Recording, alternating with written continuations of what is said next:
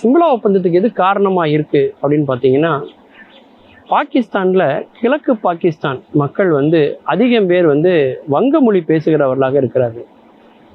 அந்த வங்காள மொழி பேசக்கூடிய மக்கள் எல்லாருமே எங்களுக்கு தனி நாடு வேணும் அப்படின்னு அவங்க கோரிக்கை வைக்கிறாங்க. அப்போ அவங்க பாகிஸ்தானுக்கு எதிராக ஒரு போரை தொடுக்கிறாங்க.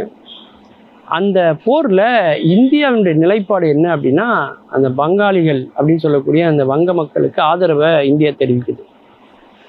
அதனால் பாகிஸ்தானில் கிழக்கு பாகிஸ்தான் பார்த்திங்கன்னா வங்காள தேசமாக வங்க தேசமாக பிறக்குது 1971.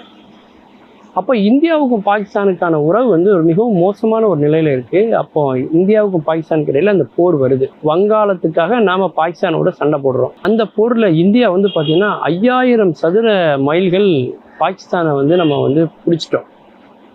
அந்த போரில் மாபெரும் வெற்றியை இந்தியா பெற்றது.